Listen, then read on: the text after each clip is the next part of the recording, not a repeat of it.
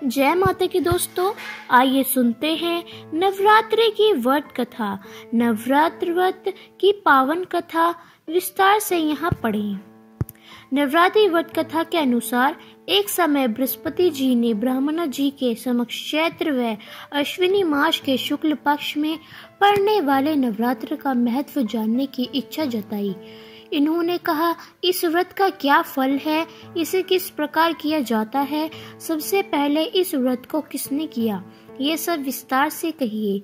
बृहस्पति जी के प्रश्नों का जवाब देते हुए ब्रह्मा जी ने कहा, हे बृहस्पति, प्राणियों के हित की इच्छा से तुमने बहुत अच्छा प्रश्न किया है। जो इंसान मनोरथ पूर्ण करने वाली माँ दुर्गा, महादेव, सूर्य और नारायण का ध्यान करता है वे धन्य है। यह नवरात्र व्रत संपूर्ण कामनाओं को पूर्ण करने वाला है। इस व्रत को करने से पुत्र, सुख, धन, विद्या और सुख मिलता है। इस व्रत को करने से रोग दूर हो जाता है, घर में समृद्धि की वृद्धि होती है, बंधुआ को पुत्र प्राप्त होता है, समस्त पापों से छुटकारा मिल जाता है।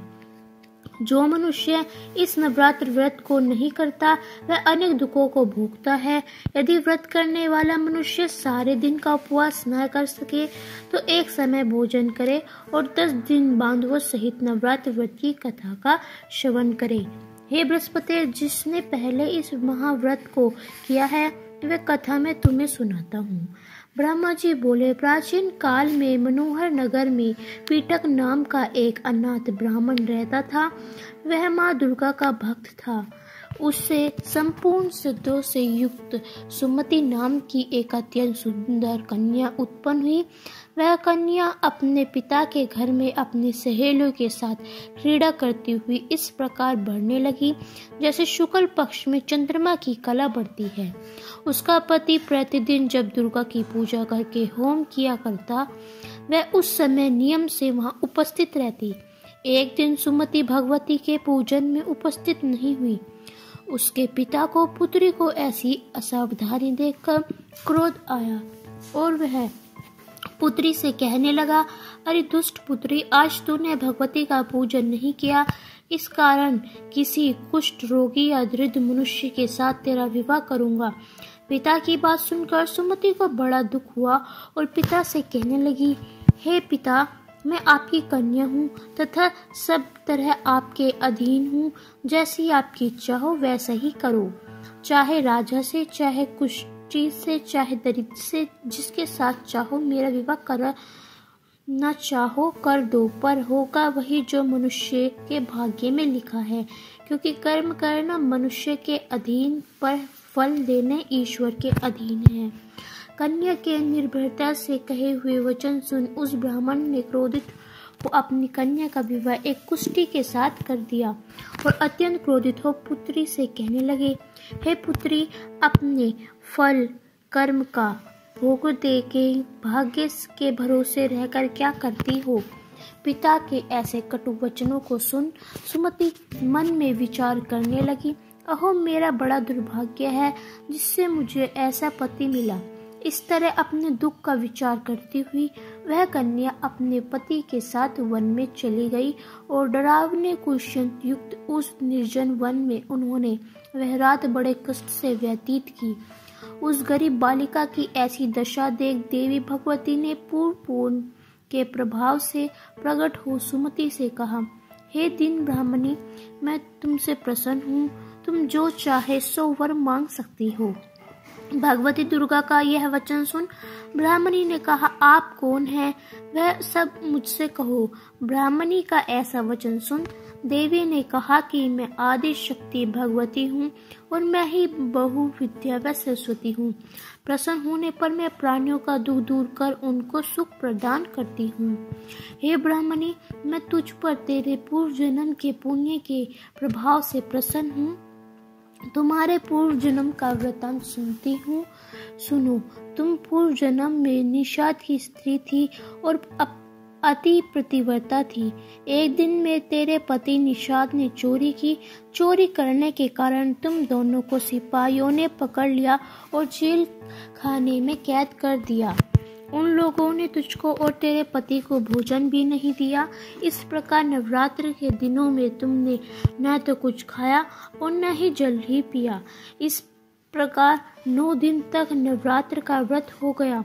हे ब्राह्मणी, उन दिनों में जो व्रत हुआ, इस व्रत के प्रभाव से प्रसन्न होकर मैं तुझे मनमुचित फल देती हूँ। तुम्हारी जो इच्छा है सो मांगो।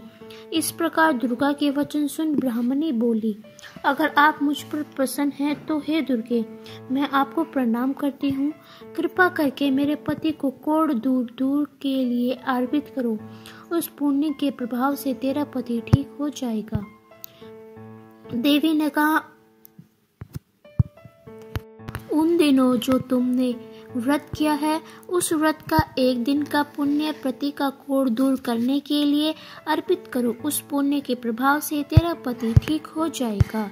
इस प्रकार देवी के वचन सुन वह ब्राह्मणी प्रसन्न हुई और अपने पति को निरोग करने की इच्छा से जब उसने तथास्तु ठीक है ऐसा वचन कहा, तब उसके पति का शरीर भगवती दुर्गा की कृपा से कष्ट रोग से रहित हो गया। वह ब्राह्मणी पति को देख देवी की स्तुति करने लगी।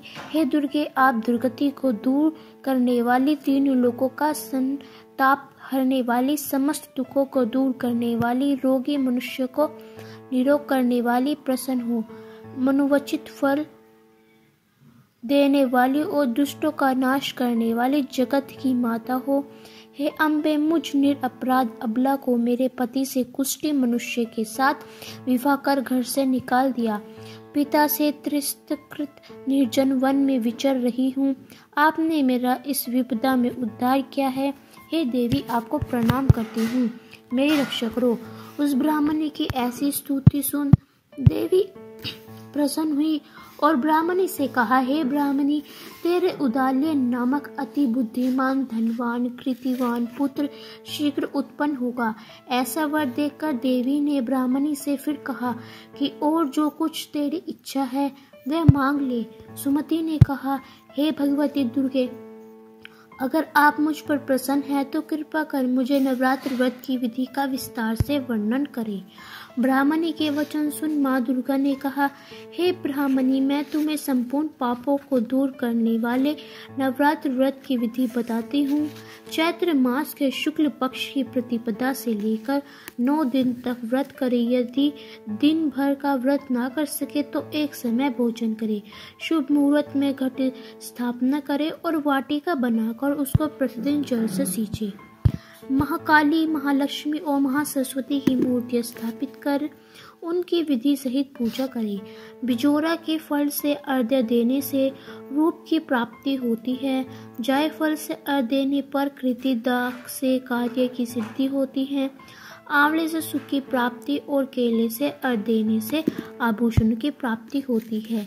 इस प्रकार पुष्पों व फलों से अर्घ्य देकर व्रत समाप्त होने पर 9वें दिन विधान हवन कर खांड, घी, गेहूं, शहद, जौ, तिल, बिल, बेल, नारियल, दाख और कदम जैसी विभिन्न सामग्रियों से हवन करें। साथ प्रणाम करे और यह की सिद्धि के लिए उसे दक्षिणा दे।